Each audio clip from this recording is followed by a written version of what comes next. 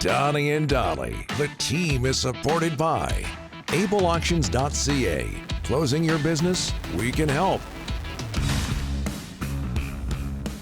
Again, it's Friday. A feel-good Friday based on the text in the inbox.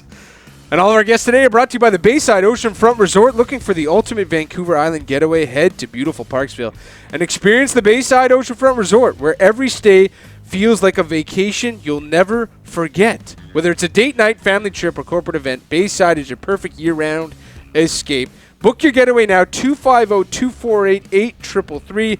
Your island adventure starts here. Lots of submissions again into the Bayside Oceanfront Resort inbox. We'll get to them as the show goes along. We now bring in, from the Athletic and Sportsnet 650, our good pal back on the program, Thomas Drance. Thomas, how are you, sir? Gentlemen, here we go. We go. Let's go, Jays. Let's go, Jays. So what do you think, Thomas? You think the Jays actually can push the Dodgers? Probably not. But you know what? It's baseball, the most random You're right. of any sport. You're right. You know what I mean? Like, win 4 of 7. I mean, the Dodgers had series this year where they got swept by the Pirates. Yep. I mean, it happens. It's baseball. It's super random. Do I think the Blue Jays will win? Probably not.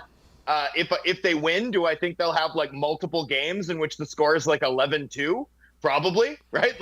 But yeah, I mean, who cares? They haven't been there since I was 6 years old. Let's enjoy it. Yeah. You wonder if the Jays can capitalize on the rust factor from the Dodgers, who've had a lot of time off as well. Okay, we're putting off talking about the Canucks, and rightfully so, because of what we saw last night in Nashville. They lose 2-1 to end the road trip. Your thoughts on the game, your thoughts on the road trip for the Canucks? Yeah, I mean, the road trip overall was good. I mean, 3-2, condensed schedule. Overall, I mean, fine. The injuries are piling up, and I think it makes sense to sort of separate it into 2 different buckets. I think you can go through and look at how this team played in the first 7 periods of the road trip, plus overtime in Chicago, and say, hey, that looked good. And then I think you look at what happened the latter 2 periods against Washington after Hedl left the game, what happened against Pittsburgh and what happened against Nashville, and be very concerned that this team has fallen beneath that baseline level where they just don't have enough credible NHL options at center and might be in really tough as they come home and face, for example, the Habs, the Oilers, and the Rangers in quick succession to open, this weekend and next week. And so, for me anyway, that's how it's separated. I don't even know if it's about team performance. There are things that I was seeing when this lineup was fully stocked that concerned me in terms of how they were controlling play 5-on-5, in terms of their inability to generate consistently, that I thought were concerning.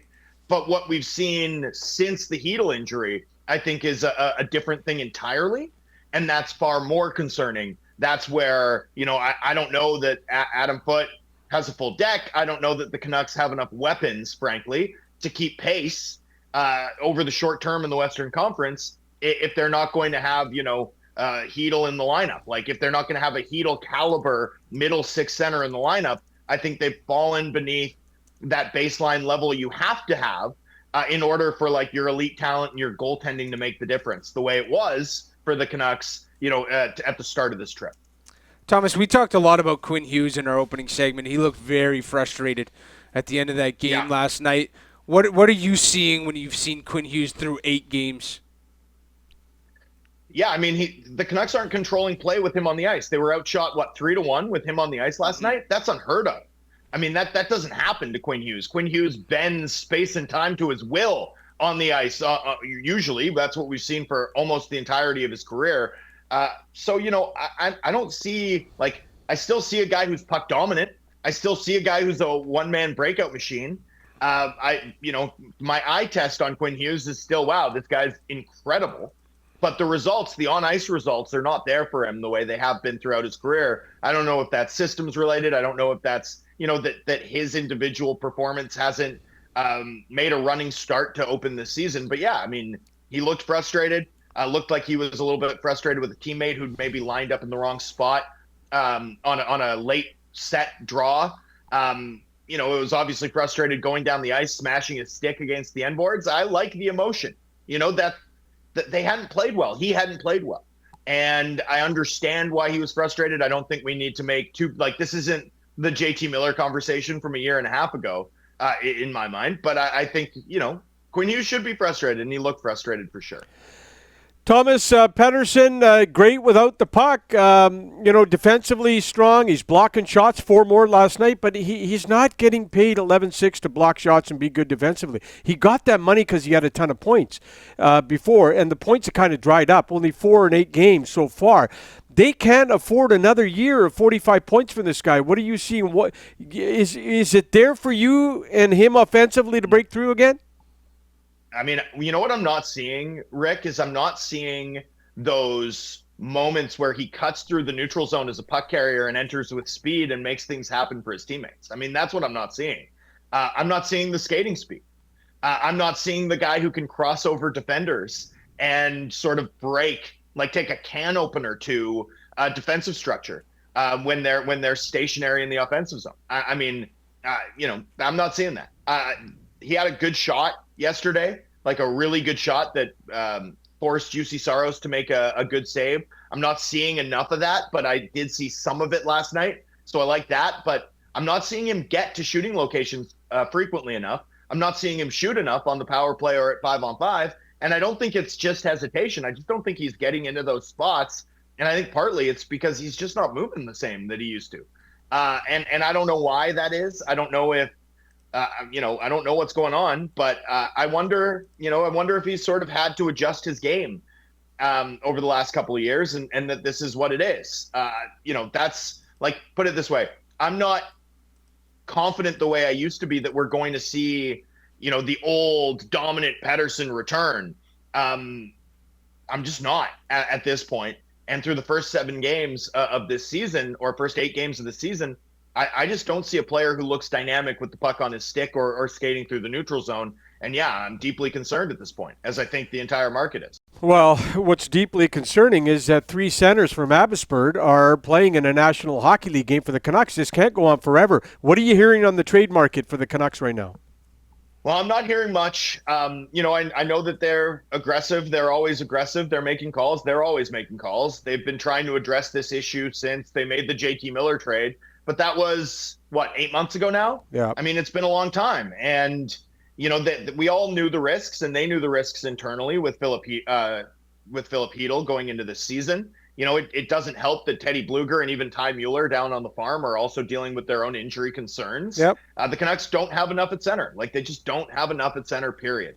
And, I don't know that they're going to be able to hold the fort with what they're bringing to the table right now down the middle of their forward group. I think it's affecting everything.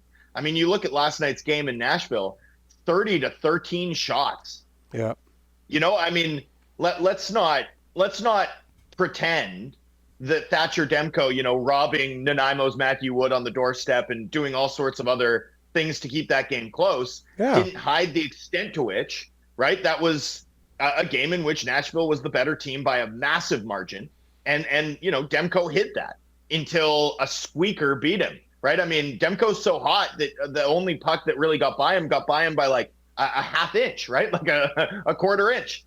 That's how good he's been. And I think that's been hiding the extent to which this team's structural play 5-on-5 is really problematic through 8 games. Now it's only 8 games. They have a chance to improve. They could get better. By no means are we at a point where we can say with any confidence that this team's true talent level is one of the worst 5-on-5 teams in the NHL. I don't believe that yet by any means. But, this team has run hot in terms of their shooting, and they've gotten excellent goaltending. In fact, best in league goaltending when Thatcher Demko's been in the net. And I think those 2 facts have hidden the extent to which at 5-on-5, this is not a very good team right now, or at least has not performed like a very good team through 8 games. They're going to have to get that back on track. And I don't know if they're going to be able to until they get Hedl back or get an answer in terms of a credible middle 6 center that they can drop into this lineup. You did write yesterday, though, Thomas, for The Athletic about Alex Wenberg out of San Jose, whether he'd be an option. Would that really move the needle if they could somehow pull off a Wenberg trade here? I think it would, because the thing that the Canucks are missing at the moment is not a star second line center. It's like credible NHL level bodies with experience that can help you hold the fort, right? I mean, do I think Wenberg can come in and be a 50-point guy? Like, probably not. But I mean, it would be such an upgrade to just have a credible veteran NHL center right now in the lineup to help support some of these young guys and slot them in a little bit more appropriately. I mean, we've got Aatu Ratu playing top 6 minutes. Yesterday, anyway, Max Sasson played more minutes than Elias Pettersson, so he was playing second-line minutes. Bringing in a Wenberg so you can slot Ratu on the third line and Sasson on the fourth, yeah, I mean, I think that would move the needle for this team in terms of giving them a chance to survive this sort of next little stretch. Well, they've got Hedel out and not enough centers in the lineup, especially until Teddy Bluger gets back. So, yeah, I mean, I honestly think the bar is pretty low for what a center acquisition can do for this lineup. I just think the Canucks have fallen beneath that sort of baseline level where you have enough centers to legitimately have a shot at controlling play.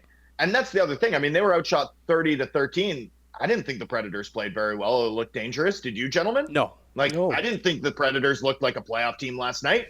It's not like they got throttled by the Oilers or by the Vegas Golden Knights. And I don't know how much hockey you guys are watching around the league, but if these are the Canucks centers, what's it going to look like when they play in Anaheim? Right? Oh, or a Utah, Colorado, or even a Seattle. Yeah. I mean, forget Colorado. Right? Yeah. I'm talking about the other wild card-ish teams. I mean, you look at Seattle against Winnipeg last night with Shane Wright down the middle, and I mean they have enough center depth that Berkeley Catton's playing on the wing and Beniers. And by the way, they're out Kako and McCann, and I mean they have 4 or 5 guys out of their lineup too. And man, it looks materially different. At least my view of this is that the Canucks are going to need an extra body at center just to hold the fort in the short term until they have clarity on Hedel or get him back in the lineup. Thomas, Donnie mentioned this on Crossover on Wednesday, but again, we're happy to have you back on the program, and our condolences to you and your family over the passing of your father. We're thankful to have you back, and again, our thoughts are with your family.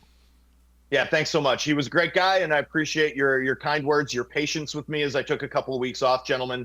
He loved your show. Oh, and mainly Donnie, though, right? Be honest. Yeah, mainly Donnie, right? No. He was a big Donnie fan for sure. Back to the sports page days, but he loved your show. He loved the banter. So anyway, thanks for having me. Thanks for your kind words, and it's good to be back. Thanks, Tom. Appreciate it. We'll talk to you next Friday. That's Thomas Drance.